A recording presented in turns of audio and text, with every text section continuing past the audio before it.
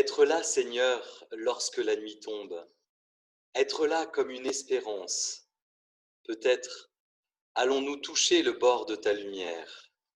Être là, Seigneur, n'ayant presque plus de paroles, comme au fond du cœur qui aime, n'ayant plus de regard ailleurs que sur ce point de feu, d'où émerge la vie qui nous change en flamme. Être là, Seigneur, comme un point tranquille tourné vers toi. Être là avec tous ceux, avec toutes celles qui nous tiennent à cœur. Et savoir que nous nous entraînons tous et toutes dans ta lumière. Et pas un instant n'est perdu. Être là, Seigneur, nous abreuver à la source qui indéfiniment coule. Dieu de paix dont la paix n'est pas de ce monde. Dieu d'une vie qui abolira toute mort. Dieu compagnon qui te tient tous les jours en nous et entre nous. Sois avec nous maintenant et pour l'éternité. Christ est ressuscité. Alléluia. La grâce et la paix de notre Seigneur sont sur nous ici et maintenant. Amen. Bienvenue à tous et toutes pour la fête absolue. Bienvenue pour ce culte de dimanche de Pâques. Christ est ressuscité.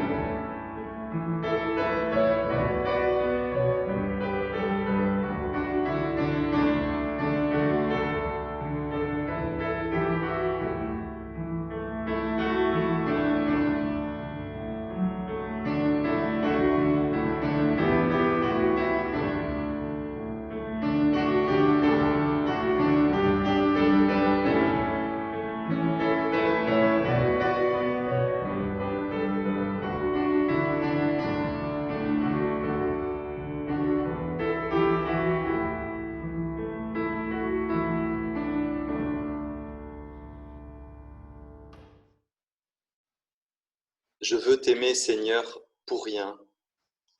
Je veux surtout que, dans ma vie, la prière soit le refuge de la liberté et du gratuit. Perdre mon temps, ce temps si précieux pour toi, et le donner largement en pure perte, sans calcul. Ma prière est bien distraite. Elle n'est pas une fleur de qualité, mais c'est la seule pâquerette que j'ai trouvée sur ma pelouse. Je ne cherche pas la gloire d'être un homme de prière, seulement la joie de t'aimer, comme je peux, pauvrement. J'ai passé des semaines, des mois arides comme un désert, pas de fleurs à l'horizon pour prier. Mais ce désert, je l'ai traversé parce que je t'aime un peu. Et cette traversée vaut peut-être un personnage dans mon bouquet.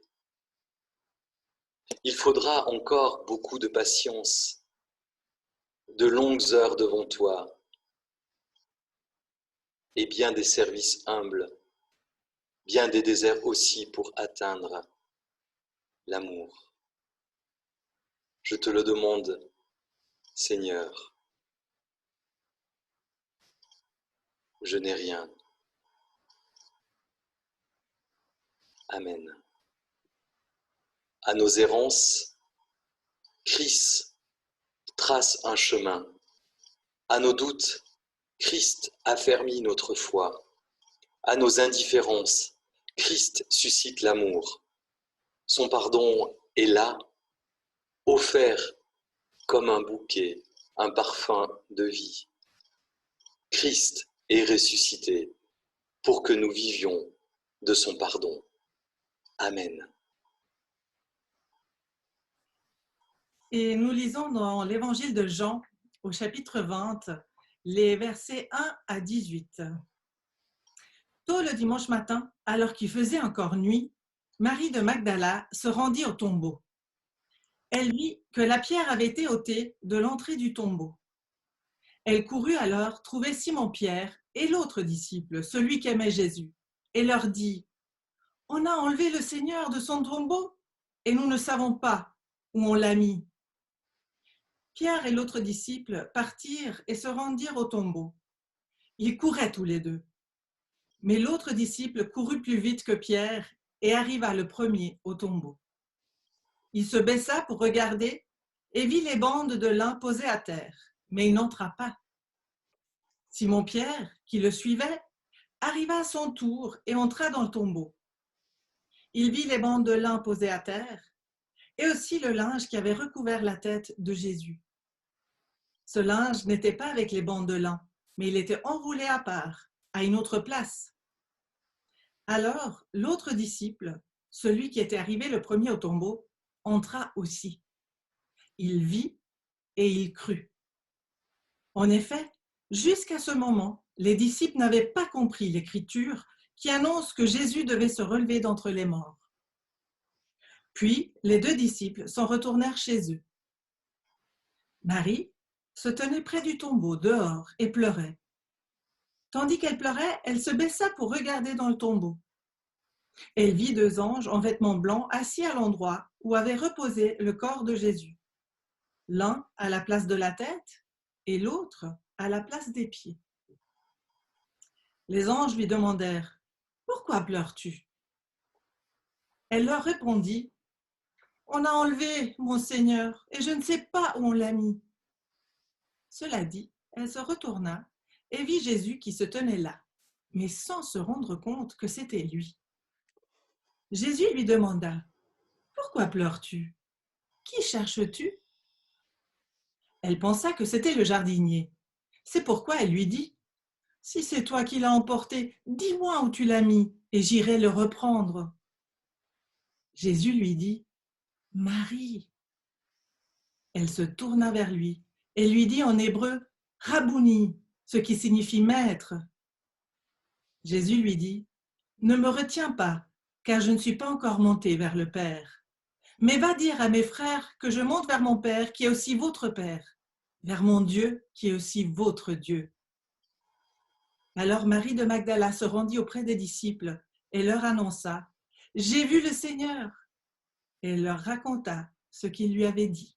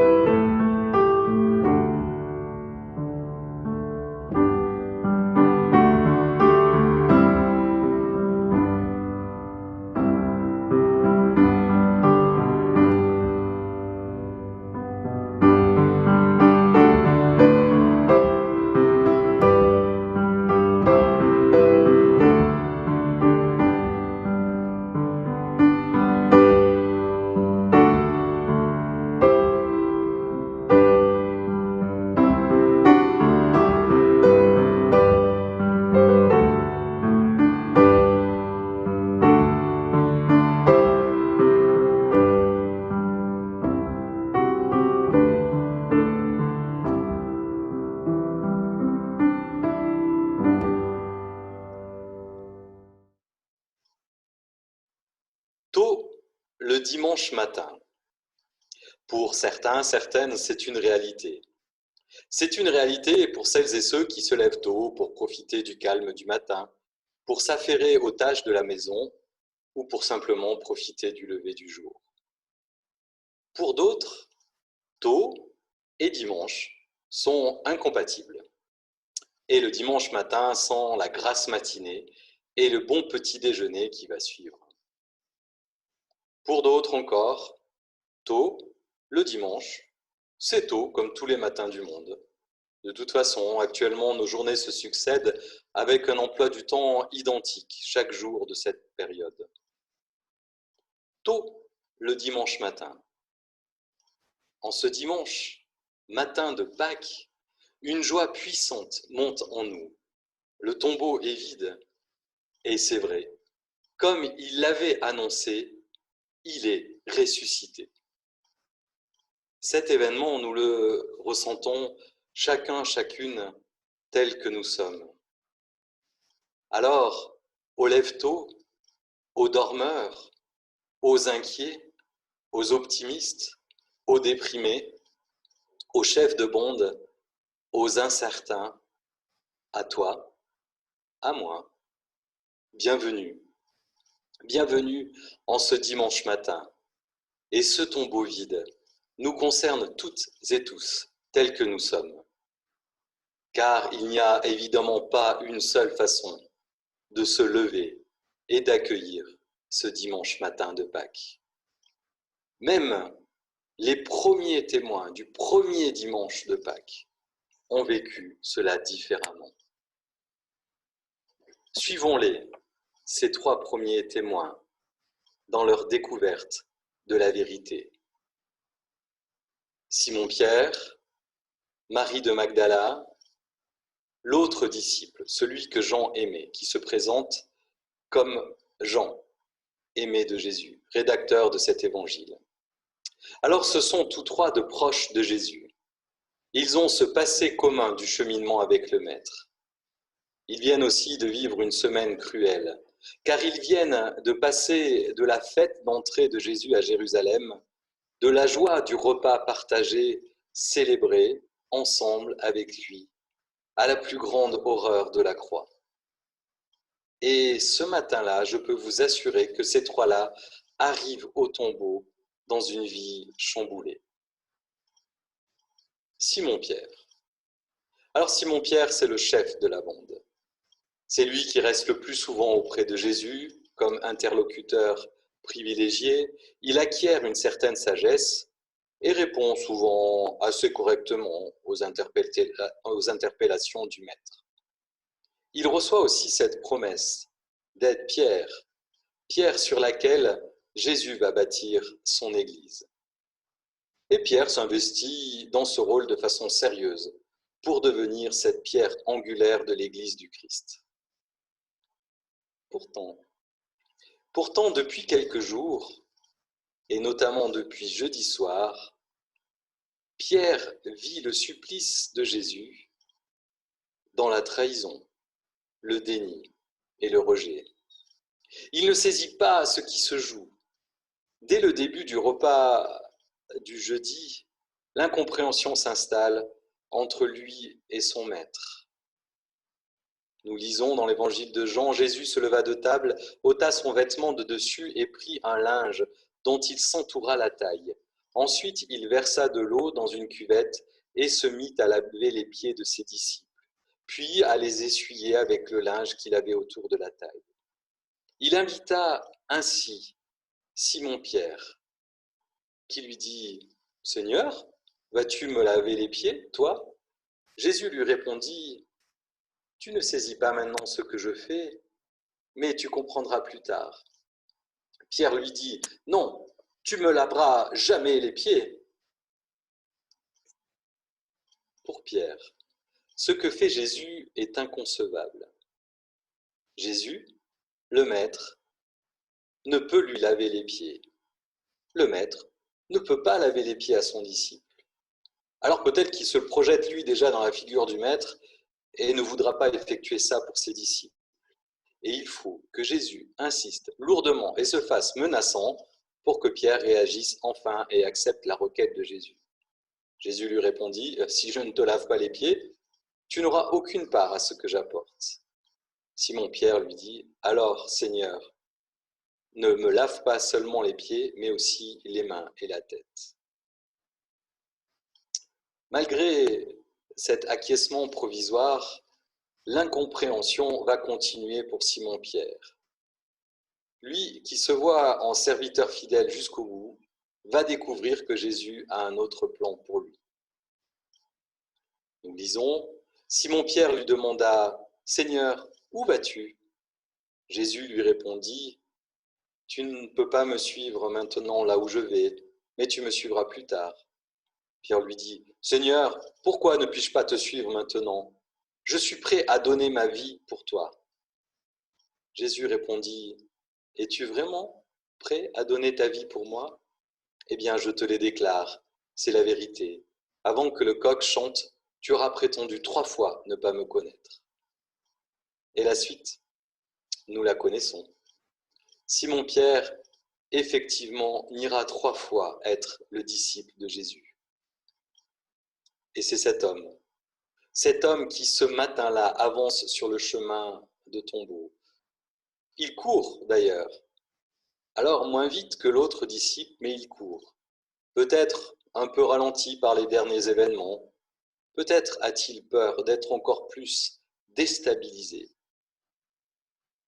Arrivé au tombeau, il reprend quand même ses prérogatives de meneur, et c'est lui qui le premier pénètre dans ce lieu de mort. Le texte ne dit rien de sa réaction. Pierre constate le vide, l'absence du corps. Et il s'en retourne chez lui. Était-il troublé ? Certainement. Croit-il ? Pas encore.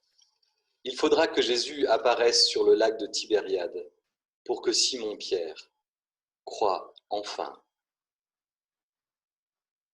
Simon-Pierre. Son évolution chaotique est tout de même lumineuse. Il se croyait capable en tant que chef d'assumer plus que ce qui lui était demandé. Il avait d'ailleurs un peu tendance à endosser le rôle du sauveur à la place du sauveur. Son orgueil et son désir de faire bien, son angoisse sûrement devant son rôle, l'ont aveuglé au point de ne plus comprendre Jésus. Et il a fait l'épreuve de la nuit. Comme moi, quand je pense savoir où Jésus me veut, mais que je suis simplement où je désire être, comme moi, quand je lui dis « je t'aime », mais que ce « je t'aime » ne dépasse pas mon moi. Comme moi, quand je dis agir au nom de Jésus, au nom de Dieu, alors que je n'ai même pas pris le temps d'écouter la voix de mon Seigneur. Avec Simon-Pierre, même combat. Tout cela aurait pu le stopper et le décourager, mais Simon-Pierre est courageux et il continue malgré les claques qu'il reçoit. Il continue, car dans sa faiblesse humaine, Jésus a déposé la foi. Et Simon-Pierre grandit sur le chemin de la foi.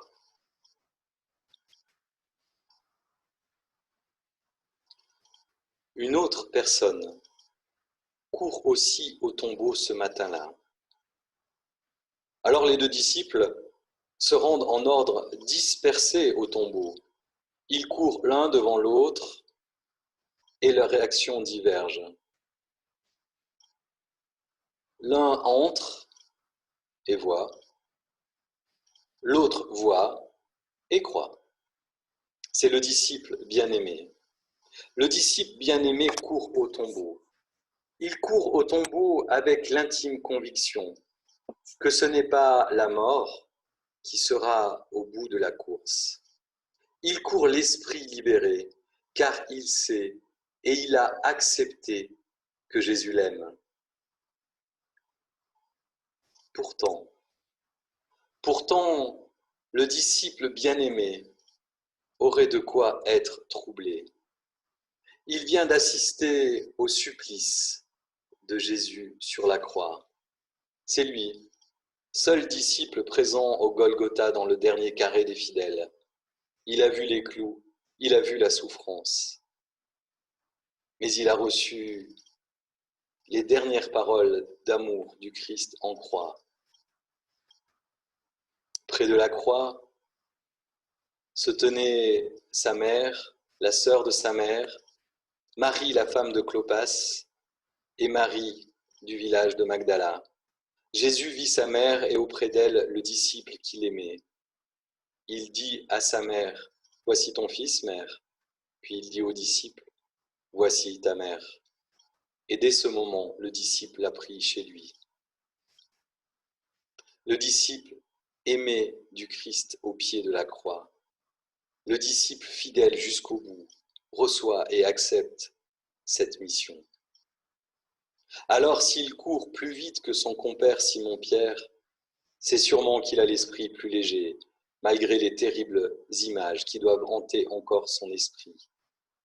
Il est prêt, il entre et il croit. Heureux, heureux disciple bien-aimé de Jésus, heureux je suis quand j'accepte l'amour du Christ pour moi. Heureux je suis quand devant la croix, j'accueille et je cours déjà au tombeau vide.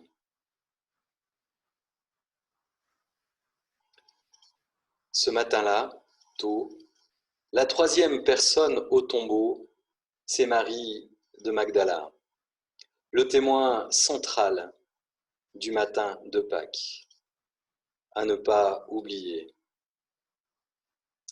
À ne pas oublier la témoin centrale du matin de Pâques. Pour faire court, ne pas faire comme les disciples, car c'est bien ce qu'ils vont faire, ces deux messieurs. Marie se lève avant l'aube. Elle fait le chemin jusqu'au tombeau, enveloppée de la brume de sa tristesse, du brouillard de ses questions. Arrivée, elle voit la pierre rouler, et tout de suite, elle repart en sens inverse, en courant pour prévenir les deux autres. Ils reviennent, voient, constatent, croient, mais tout à leur course, ils l'oublient quand ils s'en retournent vers la ville. Jean et le disciple bien-aimé laissent Marie de Magdala seule au tombeau. Et pourtant, c'est à Marie et à elle seule, la laisser pour compte au bord du tombeau, que Jésus va apparaître. Peut-être parce que c'est elle la seule capable d'accueillir la vision du ressuscité. Alors Marie reste dans le silence de la croix qu'elle a vécue, le silence du tombeau vide qu'elle a découvert, le silence des disciples qui la laissent seule. Un mot, une présence fracture ce silence. Marie, Marie, lui dit Jésus, bienheureuse Marie, bienheureuse, bienheureux es-tu. Écoute bien, dans le silence de ce matin de Pâques, du creux du tombeau, résonne une voix. Il t'appelle. Christ est vraiment ressuscité. Amen.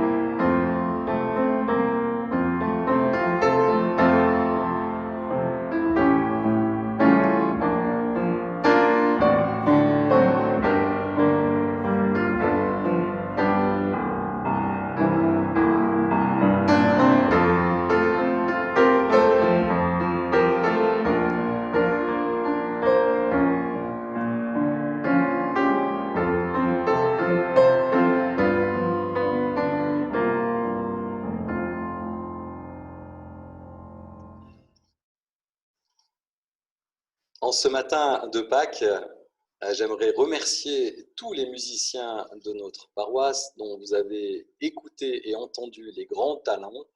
Il y avait ce matin Yves au piano, Soumi au piano pour l'accompagnement des chants et Nathalie à l'orgue pour l'accompagnement d'À toi la gloire. Merci aussi à Eva qui assure beaucoup de choses sur ces cultes, dont le long et fastidieux montage. Au milieu de la joie de Pâques, une famille a été durement touchée cette semaine. Ensemble, nous voulons ici évoquer la mémoire de notre amie Marie-Claire Boll, décédée ce mercredi 8 avril. Avec son époux Christian, Marie-Claire était une fidèle de notre paroisse protestante de Versoix. Son départ s'est fait dans ce climat de l'épidémie et nous pousse à inventer de nouveaux moyens pour soutenir Christian et toute sa famille dans l'épreuve et rester en communion malgré tout. Nous prions ensemble. Ô Dieu notre Père, nous voulons te remercier pour la vie de Marie-Claire. Nous te remercions pour son travail, pour l'amour, pour l'amitié qu'elle a donnée aux autres. Nous te remercions aussi pour ce qui a été plus difficile dans sa vie. En ce matin de Pâques, assure-nous que la vie prend le dessus sur la mort. En ce matin de Pâques, même dans la tristesse, distille en nous les germes de ta joie. Amen.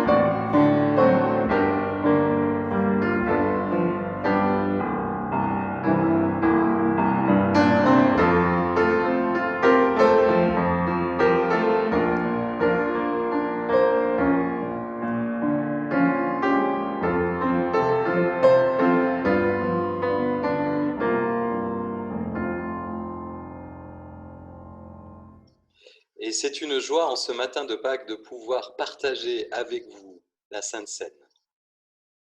Louons le Seigneur. Dis-leur ce que le vent dit aux rochers, ce que la mer dit aux montagnes. Dis-leur qu'une immense bonté pénètre l'univers. Dis-leur que Dieu n'est pas ce qu'il croit, qu'il est un vin que l'on boit, un festin partagé, où chacun donne et reçoit. Dis-leur qu'il est le joueur de flûte dans la lumière de midi. Il s'approche et s'enfuit, bondissant vers les sources.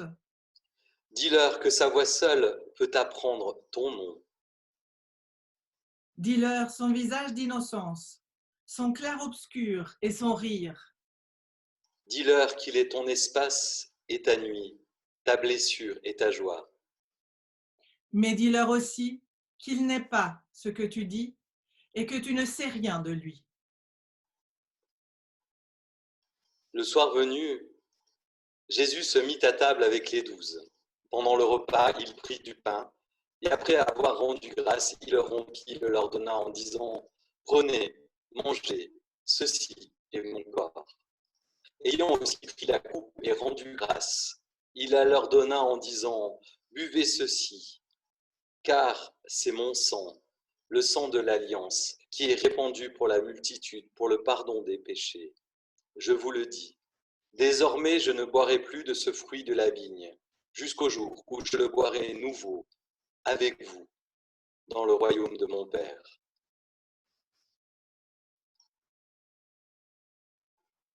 Nous prions.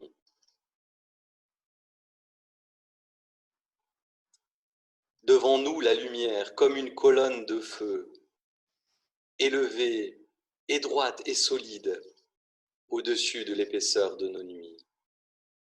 Elle fend les ténèbres, elle expulse les forces mauvaises qui vous imposent leur fardeau et brise votre avenir.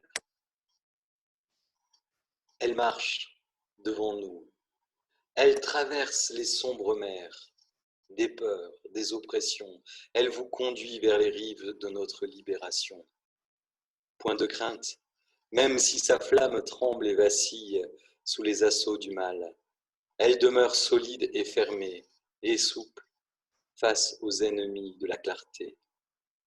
Devant nous, la lumière, elle nous chante la joie du Christ relevé du tombeau. Elle danse pour nous, elle vous entoure d'allégresse, des alléluia jetant leur musique par-dessus tous les cortèges de la mort. La colonne de feu, la flamme, la lumière, c'est le Christ ressuscité. Et ensemble, nous prions. Notre Père, qui es aux cieux, que ton nom soit sanctifié, que ton règne vienne, que ta volonté soit faite sur la terre comme au ciel. Donne-nous aujourd'hui notre pain de ce jour.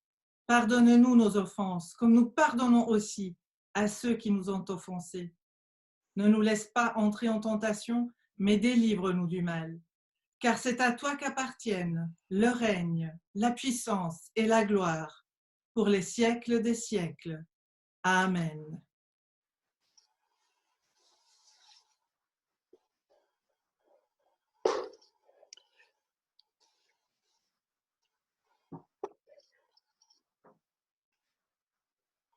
Venez, tout est prêt. C'est le Christ lui-même qui nous invite à partager ce pain et ce vin.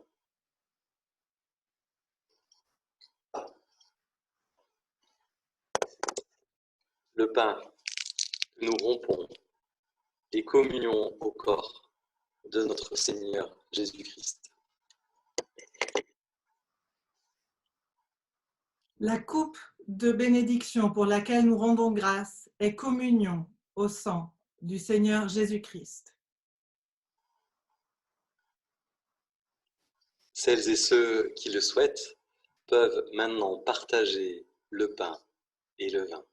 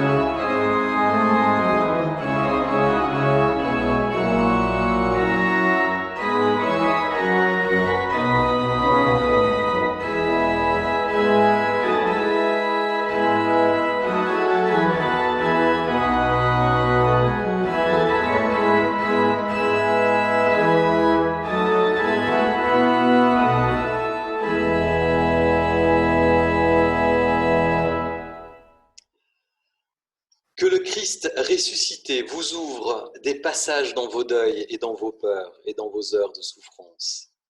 Que le Christ ressuscité chante en vous l'espérance plus lumineuse que les abîmes. Que le Christ ressuscité vous couvre de bien, que Dieu réalise pour vous en Jésus le Fils, traversant la mort et vous entraînant dans un jardin de vie. Que le Christ ressuscité vous accompagne dans le printemps des commencements. Sa grâce et sa paix sont sur nous, ici et maintenant. Amen. Et bon dimanche de Pâques.